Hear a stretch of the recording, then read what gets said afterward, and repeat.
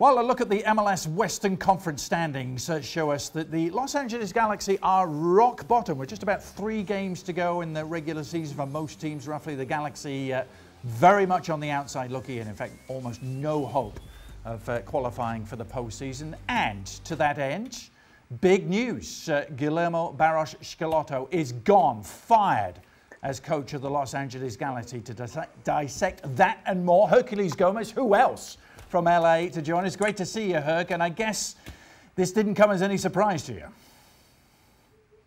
Adrian, it's always good to see you. No, it's not a huge surprise, especially the way the Galaxy were playing.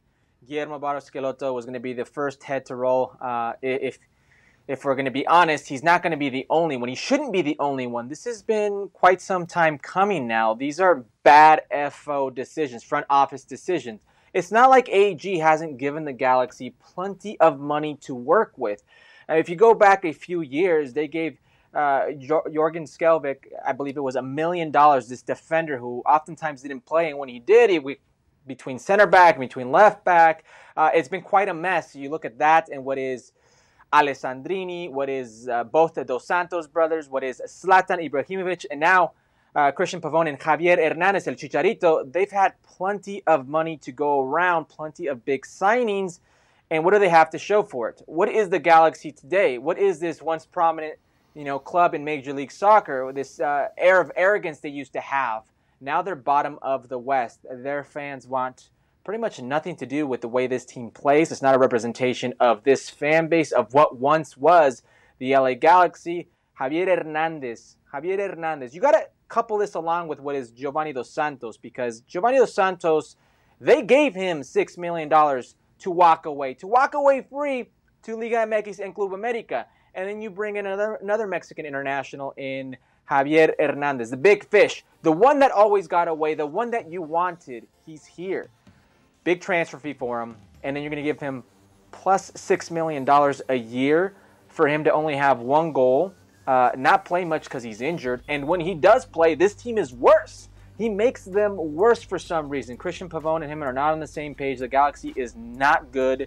It is a dire situation. So to answer your original question, no, this did not come as a surprise to me with Guillermo Barros Schelotto. Well, and you talk about the Galaxy giving big money to people to walk away. They've done that to Schelotto, who still had more than a year left on his deal, a 7-figure deal. And it should have been a home run, shouldn't it, Herc? Not many people questioned it 22 months ago, given his resume as a player, given what he'd done as a coach with River Plate, given the fact he already knew the league. He'd been a league MVP in 2008 as a teammate of our Alejandro Moreno's. It should have been a home run, shouldn't it?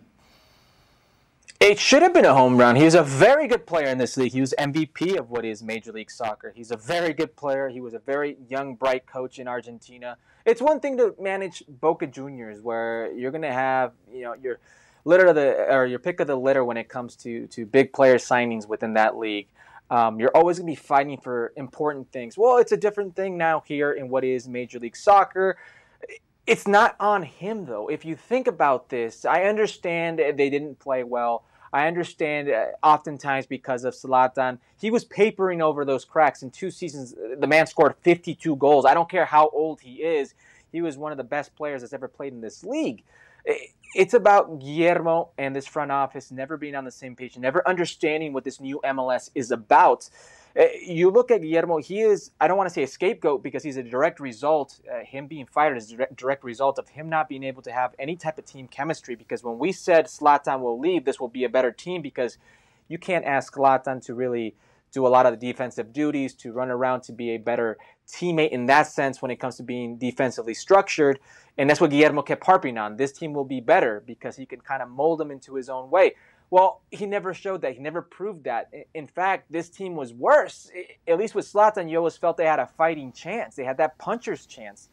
That wasn't the case. Now, the front office, be it Chris Klein, be it Jovan Karafsky, be it Dennis De Close, who now has a couple years under his belt and hasn't had a lot to show for it in his time in Major League Soccer, they are directly responsible for what is Guillermo Barros Schelotto. This is another stain on their resumes as well. So where do the Galaxy go from here now, Herc? And we were talking about a founding member, a team that has, for many years of its existence, been a gold standard in MLS. So you think about the Galaxy team from 08 to about 2015 under Bruce Arena, all the big names, and they were the team to beat, and they are so far from that right now. Where do they turn to now? There's been a lot of talk actually about some of the former names from the past perhaps wanted to come back to be the answer. Robbie Keane has been mentioned, Landon Donovan has been mentioned. Do you think they should go down that path? I mean, if you go down that path, you're going down the path of history. I'm a big promoter of rewarding your history, of rewarding the players who've been within your club. But to go to two managers who have no history, no management history, I should say, at top flight football, to all of a sudden giving them, as you said, what once was the gold standard in Major League Soccer, that's a big jump. Now, do you give it to a coach, a foreign coach who doesn't know the league? That's another big jump. There have been lots of cases where you could point to that doesn't work. But there are a few exceptions, and Tata Martino will be one of them. You're like, well, maybe it's not that difficult. A lot of talk of Javier Aguirre. This is my warning now. I don't think, it's not even a warning. I just don't think AEG will go down that route. They will go back to that well. I really think this formula of looking for that big Mexican transfer, that big splash, has really worn out its welcome in the Los Angeles Galaxy fan base. Giovani dos Santos, Javier Hernandez, if they go back to that well with the Javier Aguirre, that's a big ask for your fan base to swallow. I don't think they will do that. Now, you could do much worse than Javier Aguirre, who's a very accomplished manager. I don't quite mind the Robbie Keane shout or the Landon Donovan shout, as long as it's coupled with proper management. I mean, you have to ask yourself, Chris Klein, you have to ask yourself, Dennis DeClose, what's going on? Why can't you guys get it right? In 4 seasons, what do you have to show for it? In your time with the LA Galaxy, since Bruce Arena has left, when it's your club, your responsibility, your moves, what do you have to show for it? So they could bring in the best manager in the world tomorrow in this very complex league with, trying to offload contracts, trying to stay within these confines that is Major League Soccer and GAM and the TAM and all these crazy mechanisms. You really need somebody who understands the league. And this sporting group, or this, I should say, sporting director, president, whatever you want to call them, whatever they are, they've not shown you they're capable of that. Well, it should be noted, Herc, on the way out, that the last time the Galaxy went into the basement was right after one Herculez Gomez departed the club back in 2005. So there is still hope for them to make their way back to the elite. Herc, pleasure as always. Let's hope David Beckham's coming around again. Yes, indeed. As always, a full MLS schedule to be seen right here on ESPN Plus. That one game on Saturday, then a full slate on Sunday, taking you all the way through Sunday evening. Ending with LAFC at San Jose. And of course, there's a big game as well on ABC. It's a big game at the top of the Eastern Conference.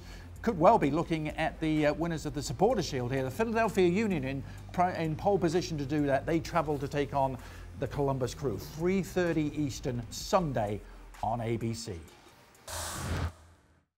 Thanks so much for watching ESPN on YouTube. And for more sports highlights and analysis, be sure to download the ESPN app. And for premium content and live streaming, subscribe to ESPN Plus.